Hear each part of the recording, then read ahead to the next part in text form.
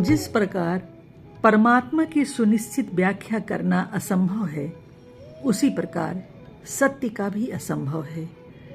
जब मैं सत्य की सुनिश्चित व्याख्या करने लायक हो जाऊंगा, तब सत्य मेरे लिए परमात्मा नहीं रह जाएगा।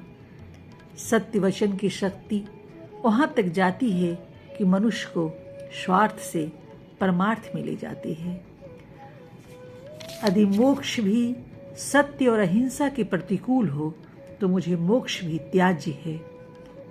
उक्त तीनों बातों में मैंने सत्य का ही सेवन किया है।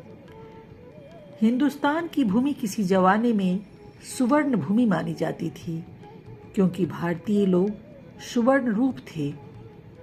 भूमि तो वही की वही है, लेकिन लोग बदल गए हैं, इसीलिए यह भूमि वीरान सी हो गई है। उसे पुनः सुवर्ण बनाने के लिए हमें स्वयं को अपने सद्गुणों से सुवर्ण बनाना होगा, क्यों उसका पारसमणि 2.5 अक्षरों में रहा है, और वह है सत्य। हमारी मुख्य आवश्यकता सत्यवादिता है। सत्य, सत्य और केवल सत्य, यही हमारा उद्देश्य होना चाहिए। हम सत्य के बल पर दुखों के समुद्र भी लांघ सकेंगे। सच्ची मनोवृत्ति से किया गया काम कभी निष्फल नहीं जाता। अहिंसा और सत्य पर्यायवाची व्याख्याएं हैं। सत्यम ब्रूयात, प्रिय ब्रूयात, यह भावना ओतप्रोत जान पड़ती है। जिस सत्य में दुख नहीं, वह खरा है और अहिंसामय है। सत्य कड़वा लगता है, लेकिन उसका परिणाम दुखमय नहीं होता।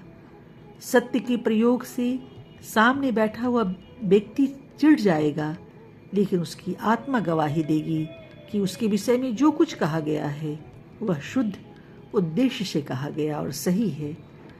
सत्य का हम बहुत व्यापक अर्थ लेते हैं। सत्य अर्थात केवल सत्य वचन नहीं, बल्कि जो अर्थ परम सत्य में समाया हुआ है।